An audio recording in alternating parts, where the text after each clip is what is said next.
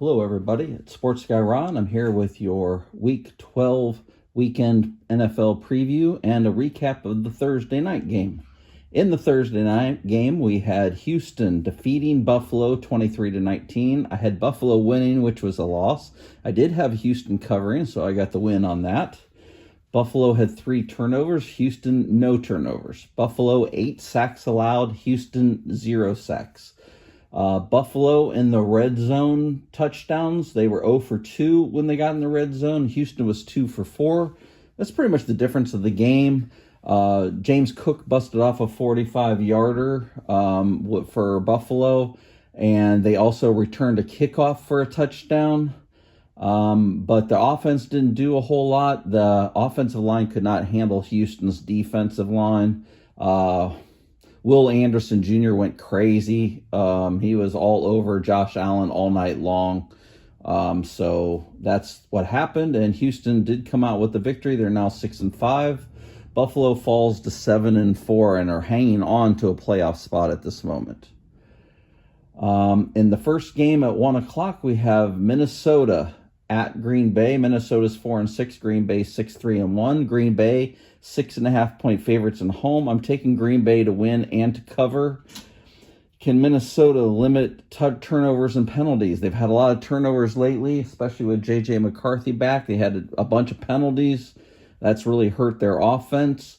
Green Bay 1-5 against the spread versus teams with losing records. So I should take Minnesota against the spread. Thought about it. But will the real Green Bay show itself? I just think it's time for Green Bay. Hopefully they've taken a look at themselves and to get going. And I just think Green Bay is just the better team at this point. And I'm going to take them to win and to cover. Probably the game of the weekend, we have Indianapolis 8-2. They are traveling to Kansas City is 5-5. Kansas City's 3.5-point favorites. I'm going to take Kansas City to win and to cover. I just have to believe it, went to see it, that Kansas City isn't going to make the playoffs. Is this a must-win for them? Well, I guess if they fall to 5-6 with 6 games left, they could run the table or go 5-1 and be 10-7, make the playoffs. I think they really need to start winning their home games. This is a home game, even if it's against Indianapolis. Indianapolis hasn't played as well lately as they did at the beginning of the season. We have the Kansas City's ninth-ranked rush defense versus Indy's third-ranked rush offense with Jonathan Taylor. Will they be able to slow them down? Probably. That's my opinion. They usually do really good in these situations, the defense. We'll see about that. Kansas City's 5th-rated pass offense versus Indy's 25th pass defense. That's where I think Kansas City is going to be able to be good, is that they're going to be able to pass on Indy.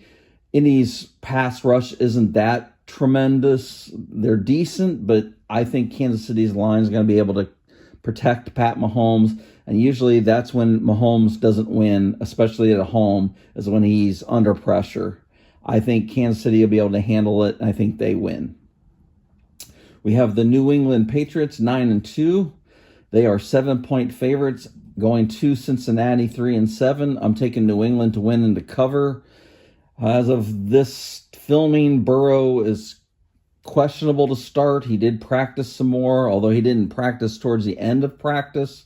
I don't know what that means. No one really is saying. Zach Taylor's not naming a starter on purpose. I'm thinking it's Burrow, but who knows at this point. New England 5-0 on the road this year. Jamar Chase suspended. Will T. Higgins or Andre Yoshevach step up? Will they be able to run the ball against New England? It hasn't been easy to do so this year. Chase Brown, will he step up in Chase's absence? I don't think so. I think they're already out of it at 3-7. I just think New England wins and covers. Interesting game. We have Pittsburgh 6-4, the leader in the AFC North, headed to the leader in the NFC North, 7-3 Chicago. Chicago's a 2.5-point favorite. I'm taking Chicago to win and to cover this. Is it going to be Aaron Rodgers or Mason Rudolph starting? Not sure about that. Not really saying for sure. I think it's kind of not the biggest deal anyway. Who starts? I think it's similar at this point. The Bears, NFL best, 22 turnovers forced, 15 interceptions. Can they make Pittsburgh turn the ball over? Pittsburgh's had a few games where they've turned the ball over quite a bit. Not all the time, so we'll see about that. Pittsburgh 1-5 against the spread in their last 6 road games. I just think this is a situation. I just think Chicago, they're going to be riding high. They're at home. Pittsburgh's not a bad matchup against them. Worry a little bit about Pittsburgh's pass rush, but hopefully Chicago can handle it. I'm picking them to win and to cover. The next game, we have the Jets. They are 2-9, traveling to Baltimore, 5-5.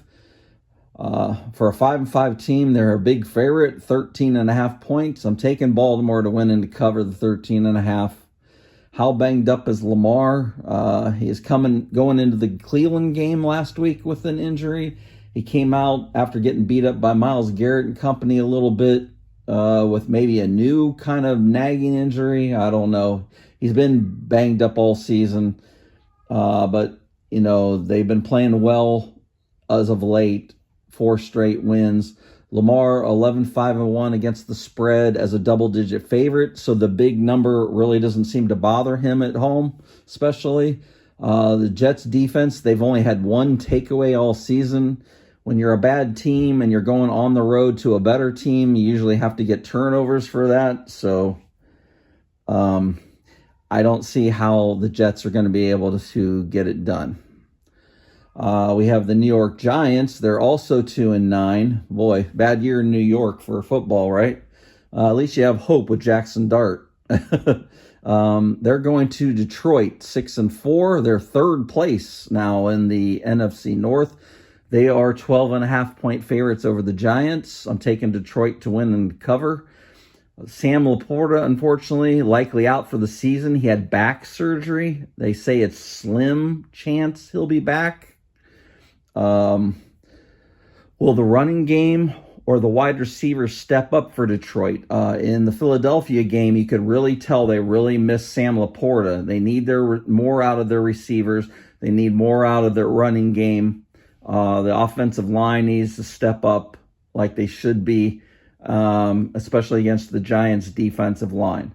There's no Jackson Dart again in this game. Can Jameis Winston make plays versus an aggressive Detroit defense and an aggressive front 4? We'll see about that. I'm taking Detroit to win and to cover. Seattle in the next game. There are 12.5-point favorites at Tennessee. Seattle 7-3, Tennessee 1-9. I'm taking Seattle in this game. I'm laying a lot of big numbers this week. I don't know. Hopefully we should root for better games than that, but I don't know. Can Sam Darnold rebound after throwing 4 interceptions against the Rams? You have Tennessee's 32nd run offense. They are not hardly running the ball. Seattle's opportunistic on defense. That's a bad recipe for Tennessee. JSN, Jackson Smith and Jigba, over 100 yards again. He has a NFL leading 7 games this season with over 100 yards receiving. Can he do it against Tennessee? I would say yes. So that's the 1 o'clock slate. We'll go to board number 2 and look at the 4 o'clock Sunday night and the Monday night game and the buys. Okay, in the 4 o'clock games, we have Jacksonville. They are 6-4. They are 3-point favorites going to Arizona, 3-7. This is a tough game for me to pick. I really want to pick Arizona, but I'm going to pick Jacksonville to win and to cover. You got Jacoby Brissett starting again. Marvin Harrison still out. Can the Cardinals limit their penalties? They had 17 penalties last week against San Francisco.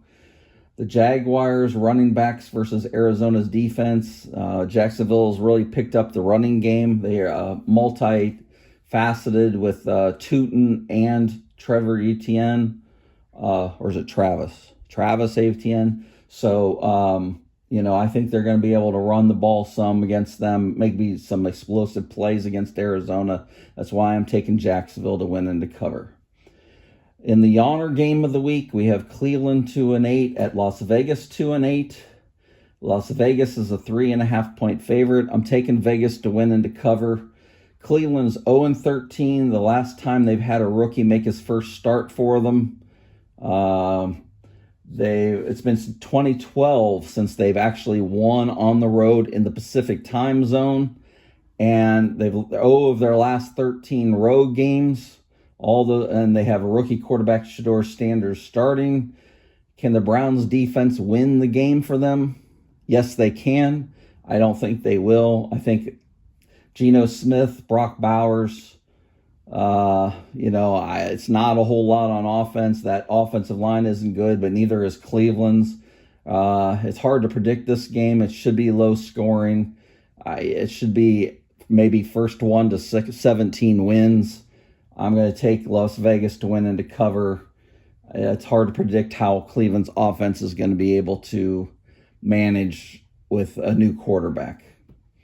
Philadelphia in an NFC East matchup. Philadelphia 8-2. They are 3.5-point favorites at Dallas.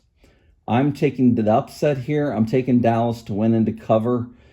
Dak has won 18 straight home divisional games. Philadelphia's struggling offense. They're fighting with each other. A.J. Brown's not happy. Everybody's mad at Jalen Hurts, supposedly. Who knows what's really true and what's not. Maybe it's just drama that they wanted to take the pressure off going into Dallas. This is pretty much the only game that, if they win this game, they've won the division. They probably already won it already. So, but Dallas, their elite offense versus the Philly elite defense. Philly's defense has really stepped up as of late. The Jalen Phillips acquisition from Miami has really seemed to solidify that defense. So that's what gives me a little pause on this one. But so for whatever reason, Dallas, sometimes they can light it up at home. I'm going to take them to win and to cover. We have an NFC South matchup. We have Atlanta 3-7 heading to New Orleans 2-8. 2-8 teams actually favored at home by 2. I'm taking New Orleans to win and to cover. Tyler Shook has looked pretty decent actually the last game.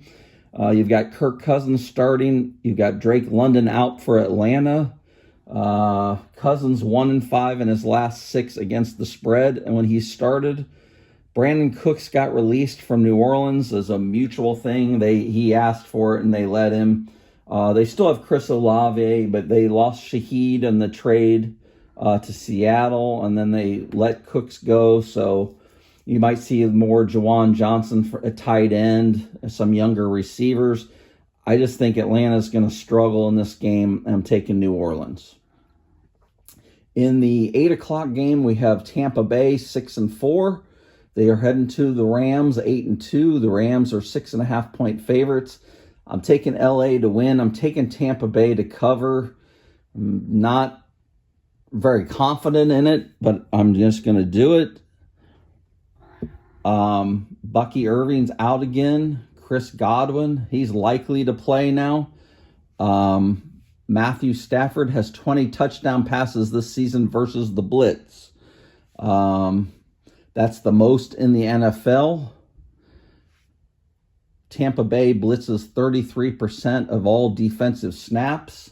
So I think that's a good matchup for the Rams.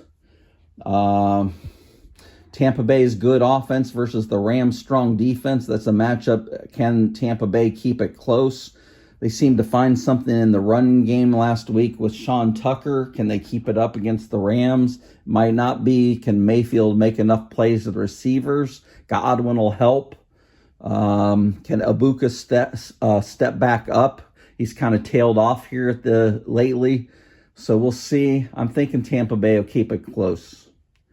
On the Monday night game, we have a surprisingly good game. We have Carolina 6-5 at San Francisco 7-4. San Francisco is a 7-point favorite. I'm taking San Francisco to win. I'm begrudgingly taking them to cover 7. I think that's I don't know. I'm worried about that one. Quarterback paradise. We have Carolina 31st in the pressure percentage. San Francisco's 32nd in pressure percentage. Those defensives are not getting pressure on the quarterback. That's going to let them sit back and throw the ball quite a bit. Carolina, they third most targets to running backs allowed. So is that good for Christian McCaffrey? It should be. He should have a big game against his old team, Carolina there. Carolina is a 6-4, though, as an underdog, which says, maybe I should play them on the spread at least, but I'm not going to. I'm going to take San Francisco. They're in the battle in the West out there. They really need this game. They probably had it marked as a win earlier in the season, but Carolina's really come on. They need to protect their home turf there. The buys this week are Denver 9-2, the Chargers 7-4, Miami 4-7, Washington 3-8. So looks like a pretty good week. Hopefully we have some interesting games. There's a lot of big spreads, but also a lot of small spreads. Not very many in the middle. So we'll see what happens this week. I hope you liked the video and got some information from it. If you do, give it a like. Drop maybe a like for me. I'd appreciate it. And think about subscribing for the channel if you aren't. If you are, thank you. I appreciate it. Keep on with the content. I'm going to try to build this channel, so we're going to have some more videos maybe during the week, not just the recaps and the previews and some more information. So hopefully that'll help bring more people in. Okay, thank you. I'll talk to you later.